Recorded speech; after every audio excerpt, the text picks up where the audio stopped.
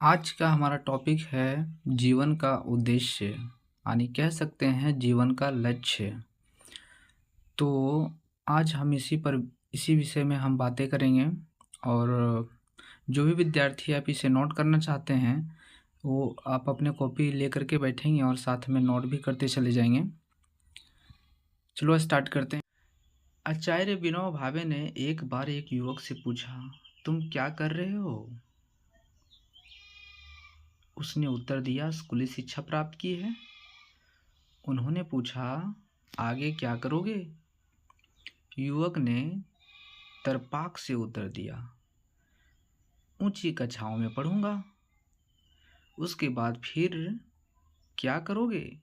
फिर विनोबा जी ने पूछा। विनोबा के फिर से इस सवाल के आगे क्या करोगे, उस युवक के पास कोई उत्तर नहीं था तथा कि प्रश्न सचमुच हैरान करता है। विश्व की प्रत्येक घटना में संगति दिखाई देती है। सूरज चांद का ठीक समय पर उगना और डूबना, निश्चित दिशा में आना जाना है।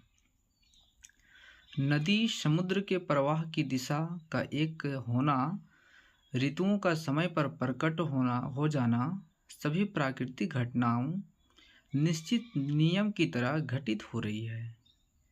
इसमें थोड़ा सा भी फेरबदल होता है कि संसार में तबाही आने लगती है। तात्पर्य यह है कि हर जगह स्वेच्छता प्रत्यक्ष है, प्रकट है। फिर किसी के जीवन का निरुद्देश्य होना कितना खतरनाक होगा? क्या लक्ष्यहीन जीवन विनाश का लक्षण नहीं है?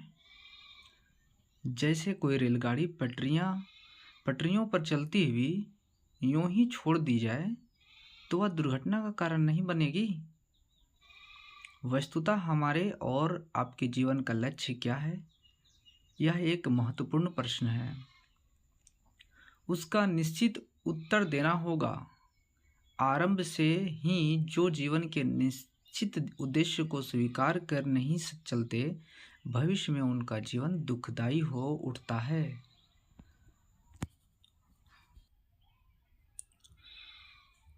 आगे कहते हैं, लड़कपन खेल में खोया, जवानी नींद भर सोया, बुढ़ापा देख कर रोया। पर जीवन है क्या? जीवन का रास्ता क्या है? जीवन को किधर जाना चाहिए? यह जीवन क्या है? निर्झर है, मस्ती ही इसका पानी है।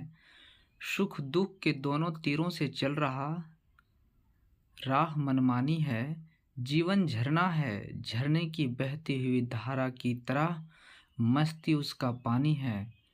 जीवन सुख दुख के दोनों किनारों के संकरे रास्ते से गुजरने को विवश है, किंतु मस्त मौला लोग अपनी जिंदगी को अपने मन से मानी हुई राह की ओर मस्ती के साथ ले चलते हैं। जीवन की सफलता यही गुण है कि हम अपने जीवन का एक लक्ष्य पहले तय कर लें। यह जीवन अमूल्य है। ईश्वर ने इसका निश्चित प्रयोजन तय कर रखा है। यह जीवन हीरा है, बेजोड़ है, अत्यंत ही मूल्यवान है। उसे कौड़े के मोल नहीं बेचना चाहिए। कबीर जी ने कहे हैं, रात गंवाई सोई करी, दिवस गंवायो खाए। हीरा जन्म जन्म अनमोल था, कौड़ी बदले जाए। जीवन केवल खाने पीने मौज मस्ती के लिए नहीं मिला है।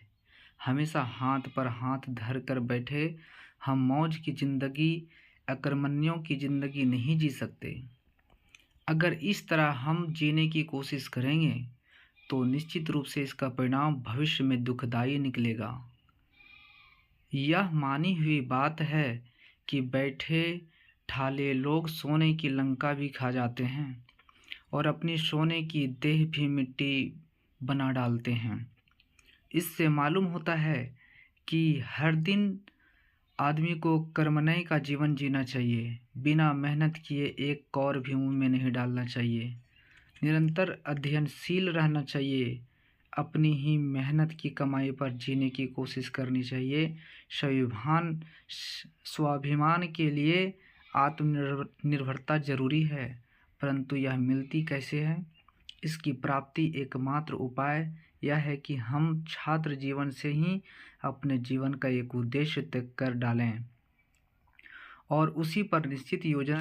किसी के मन शुरू से ही डॉक्टर बनने की अभिलाषा होती है, तो किसी को इंजीनियर बनने की सपना होता है, किसी को वकील या किसी को प्रोफेसर बनने का होता है, तो कोई लोक सेवा में अपना जीवन अर्पित कर देना चाहता है।